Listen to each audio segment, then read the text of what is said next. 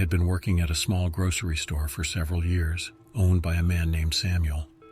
One day Samuel approached me with a grave expression on his face and told me a chilling tale. He revealed that many years ago he used to work at another grocery store in the same neighborhood, alongside a co-worker named Jacob. According to Samuel, one evening, Jacob confessed to him that he was a murderer.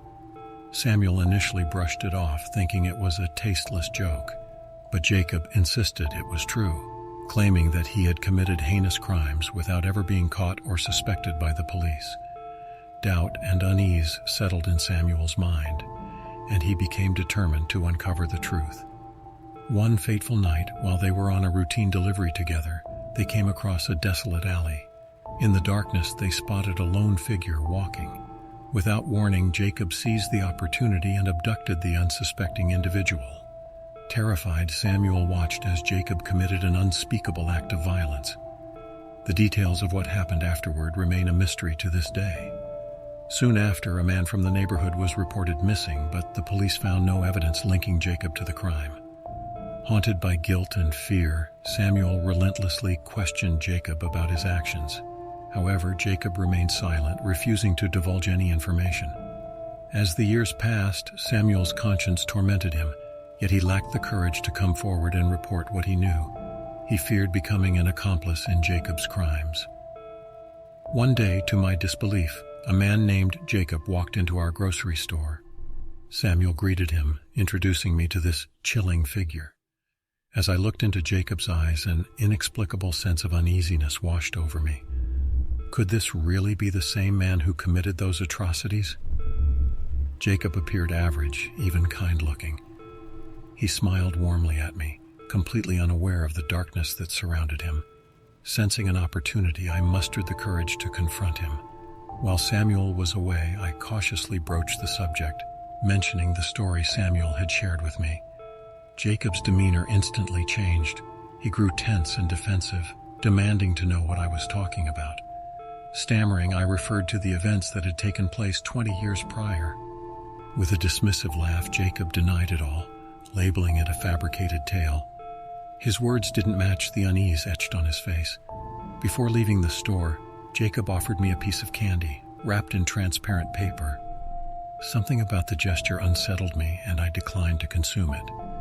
He gazed at me intently, his expression almost demanding that I eat it. When I held my ground, he abruptly snatched it back and departed. From that day forward, Jacob made repeated visits to the store, constantly approaching me with invitations to go for walks or dine together. Instinctively, I refused each time, an undercurrent of fear guiding my decisions. Then one day, Samuel approached me urgently, warning me that I'd become a target of Jacob's obsession. He pleaded with me to flee, to never return, and to seek refuge in a distant neighborhood. Overwhelmed by fear, I quit my job a few days later, grateful to escape the clutches of Jacob. However, the relentless terror and doubt remained ingrained in my mind. And then, the news broke that Samuel had gone missing. The police discovered that Samuel was last seen leaving the store in the company of Jacob, sparking an intense investigation. As the authorities delved deeper into Jacob's life, a sinister truth unraveled. They found strands of Samuel's hair in Jacob's house, linking him to the disappearance. Despite their relentless efforts, the police couldn't locate Samuel's body, no matter how thoroughly they searched. It was as if he had vanished without a trace. Finally, during an extensive search of Jacob's house, the investigators stumbled upon a hidden space concealed within the ceiling. Inside, they made a gruesome discovery. Samuel's lifeless body lay there, surrounded by a wall of concrete.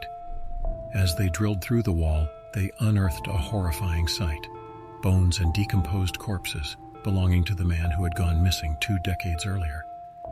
DNA tests confirmed the identities of the remains, bringing closure to a long-standing mystery in the neighborhood. Jacob was swiftly apprehended and sentenced to life imprisonment for his heinous crimes. But despite his incarceration, a lingering sense of dread permeated the air. The grocery store, once a place of routine transactions, became tainted with a memory of unspeakable darkness. It stood as a reminder that evil can lurk in the most unexpected corners, and that sometimes the most terrifying monsters wear ordinary faces. As for me, I carry the weight of that harrowing experience, forever haunted by the knowledge of what transpired within those walls. The memory of Randy's disappearance and the true extent of Jacob's malevolence continue to haunt my dreams, serving as a chilling reminder to always remain vigilant and watchful, for danger can manifest itself in the most seemingly benign circumstances. Thank you for listening, and see you next time.